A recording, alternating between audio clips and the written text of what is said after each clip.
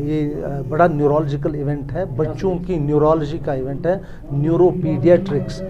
ये नई स्पेशलिटी है all over the country. In fact अगर मैं बताऊं 80s में हार्डली कोई पीडियाट्रिक न्यूरोलॉजिस्ट कंट्री में था, आज 100 है। इनफैक्ट ये बड़ी रेयर स्पेशलिटी है। और न्यूरोलॉजी मीटिंग जो श्रीनगर में अभी हो रही है, ये 89 के बाद हो रही है।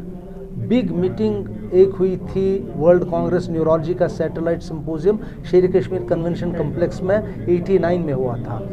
तो उसके बाद अब ये हो रहा है and it is a big event for everybody, for paediatrics here, paediatric neurology के लिए भी और डॉक्टरों के लिए भी। एंड बड़ा there is a feast of knowledge यहाँ हो रहा है।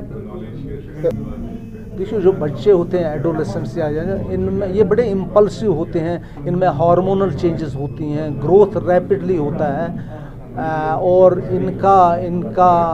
इनका एक्सपोजर जैसे होम में अगर गलत हो सकता है, स्कूल में अगर एक्सपोजर गलत हो सकता है, फ्रेंड सर्कल ठीक ना हो सकता है, presence of drugs in society they can have lot of issues, और प्रेशर ऑफ स्टडीज से हो सकता है, और वायलेंस अराउंड हो कंट्री में, सिटी में, इससे भी काफ़ी असर हो सकता है। और एक्सेसिव स्क्रीनिंग से भी हो सकता है, द इन्फॉर्मेशन ओवरलोड जो आजकल है उससे भी बच्चों में तनाव पड़ा।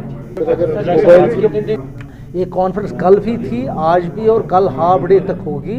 और हर एक डिसऑर्डर जो ब्रेन का है बच्चों में, से इन्फेक्शंस हैं, एपिलेप्सीज हैं, स्ट्रोक्स हैं, डेवलपमेंटल डिसऑर्डर्स हैं, ऑटिज्म है, अटेंशन डेफिसिट डिसऑर्डर से, ये सब डिस्कस हो रहे हैं यहाँ। ये बड़ा इम्पॉर्टेंट क्वेश्चन है, जल्दी में ऐसे ही बता सकते हैं। एक्सेसिव यूज़ इज़ बैड, इससे इनके बैड हैबिट्स होंगे। फॉर एग्जांपल गेम्स का एडिक्शन हो सकता है, गैम्बलिंग का एडिक्शन हो सकता है, नींद में काफ़ी बाधा आ सकती है, पढ़ाई में बाधा आ सकती है। I think over use of screen overall everybody knows is bad. मगर ये भी ज़रूरी है इस्तेमाल करना, क्योंकि पढ़ाई शढ़ाई भी इसी से होती है। देखा गया 1, 2, 2.5 घंटे दिन में अगर बच्चे इस्तेमाल करें, that is the upper limit. Beyond that it is injurious to health. Thank you madam, if you don't mind, I am asking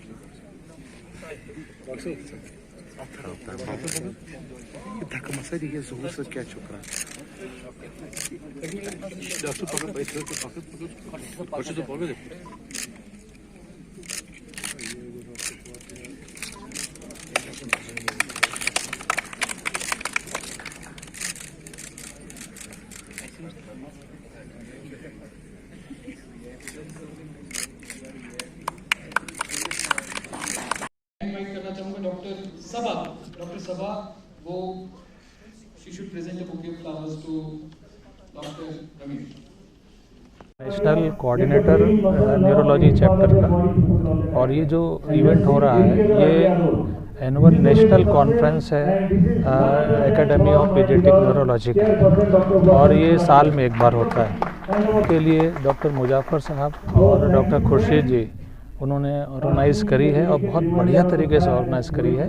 और पूरे भारतवर्ष से, पूरे देश से करीब 180 फैकल्टीज़ यहाँ आए हुए हैं अपना नॉलेज शेयर करने के लिए। और न्यूरोलॉजी में अलग अलग प्रकार की जो बीमारियां हैं उसके ऊपर और अच्छी चीज़ें लोगों को बताएं और उसको उपलब्ध कराएं।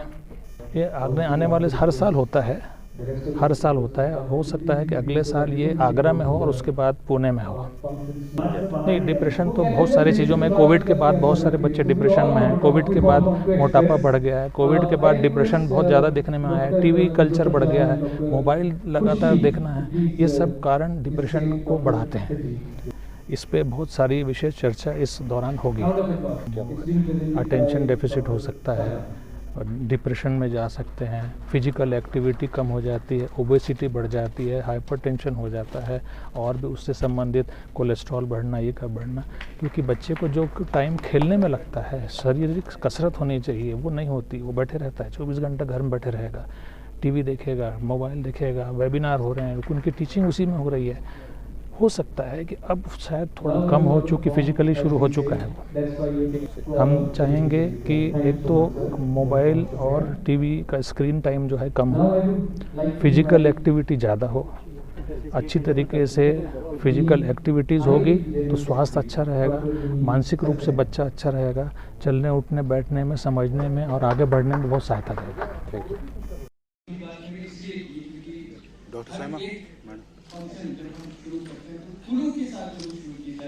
and Dr. Vasant Kalatkar. There have been two backbones for this conference. One of them is Dr. Vasant Kalatkar. This event has been possible because of his constant support and guidance. Thank you, sir. Paediatric neurology जो अलग से एक सब speciality बन चुकी है neurology की। हमारे यहाँ जो न्यूरोलॉजिकल प्रॉब्लम बच्चों में कॉमन है और हमारे रोज़मर्रा के एडमिशन में कम से कम 10 से 15% बच्चे जो हैं वो न्यूरोलॉजिकल प्रॉब्लम का ही शिकार होते हैं। तो ये काफ़ी सालों से दिमाग में चल रहा था कि नेशनल लेवल की एक हाई लेवल की कॉन्फ्रेंस हो और उसमें वर्कशॉप्स हों ताकि हमारे डॉक्टर्स हैं JNK के उनको ट्रेनिंग मिले, उनकी नॉलेज अपडेट हो और ये नॉलेज शेयर होकर जब वापस जाएगी तो अल्टीमेटली हमारे पेशेंट्स का बेटर ट्रीटमेंट होगा और उनकी उनकी जो प्रॉब्लम्स हैं उनका सोल्यूशन काफ़ी हद तक इम्प्रूव होगा। मैं आपको बता रहा हूँ डेली OPD में ये जो मैं भी डिस्कस कर रहा था, जैसे न्यूरोलॉजिकल प्रॉब्लम, सेरेब्रल पाल्सी है, सीजर डिसऑर्डर्स हैं, डी माइंड डिसऑर्डर्स हैं, न्यूरोमस्कुलर डिसऑर्डर्स हैं, न्यूरल डिसऑर्डर्स हैं, हर रोज़ हम ये बच्चे देखते हैं और 50 सैकड़ों के हज़ार में तादाद में OPD में तो आते हैं, लेकिन एडमिशन में कम से कम 10 से 15% बच्चे जो हमारे वो न्यूरोलॉजिकल प्रॉब्लम का ही शिकार होते हैं, जिसमें काफ़ी खर्चा भी आता है। तो ऐसे क्या होता है, जब हम यहाँ वर्कशॉप्स करते हैं तो सारे आइडियाज़ मिल जाते हैं, कैसे हम अपने पेशेंट को बेनिफिट दें, कैसे हम उनके अननेसेसरी दवाएं ना लिखें, कैसे इनमें हम ये चीज़ भी डिस्कस करते हैं कि एक पेशेंट के साथ जब इंटरेक्ट करोगे तो उनकी माली हालत भी देखते हैं, तो ताकि ज़्यादा से ज़्यादा बेनिफिट जो वो पेशेंट को जाए और जो उनकी प्रॉब्लम्स है, जो उनके इश्यूज़ हैं, उनको प्रॉपर गाइडेंस मिले कैसे आगे चलना है। बहुत बहुत शुक्रिया। Polyclonic season, which were continued, presented to ER with history of fever one day and seizure, which were continued in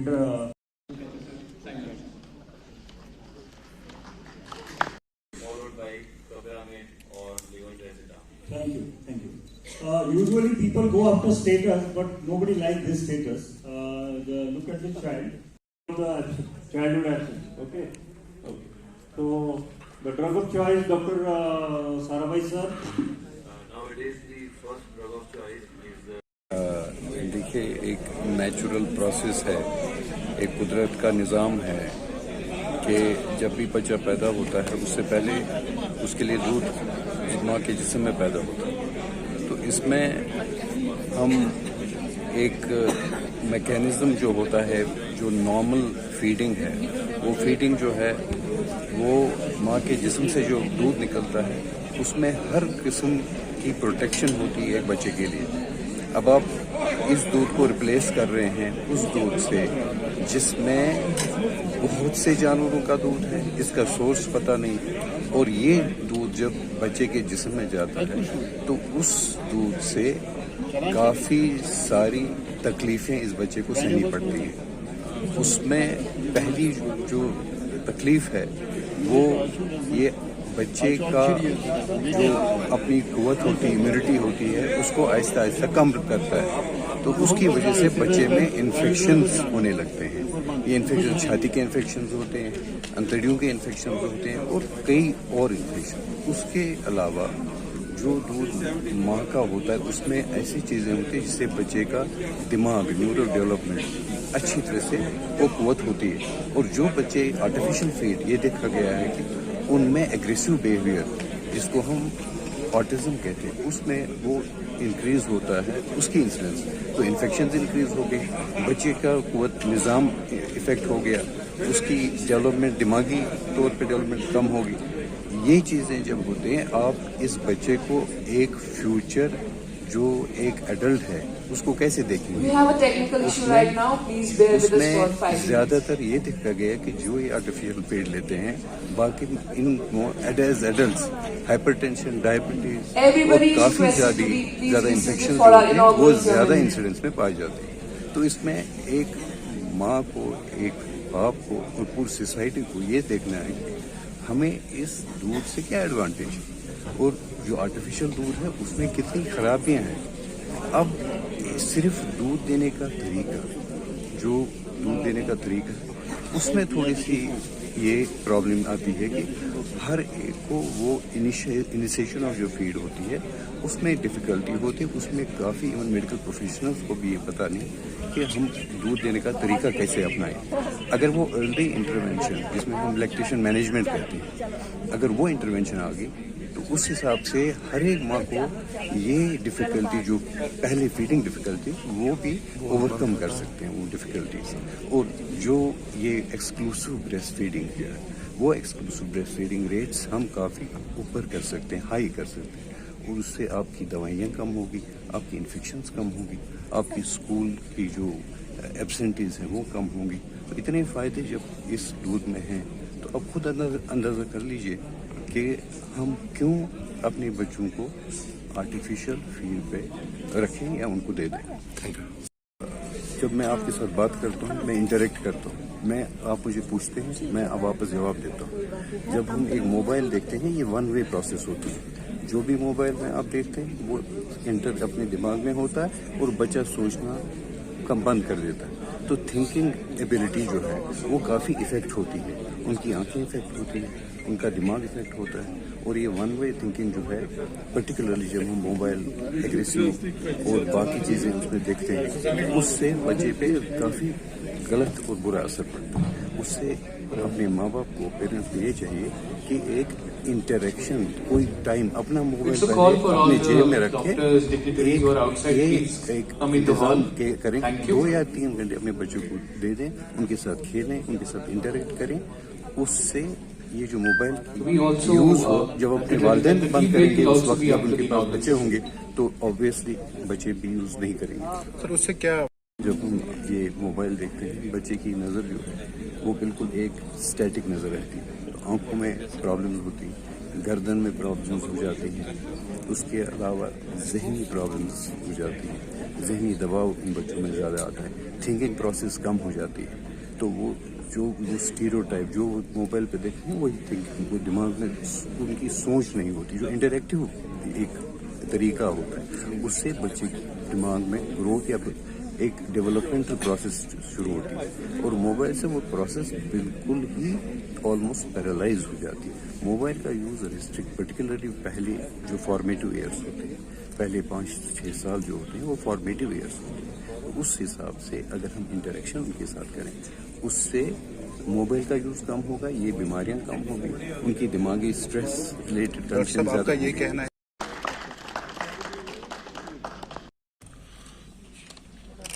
Respected President IEP, Dr. Ramesh Kumar ji,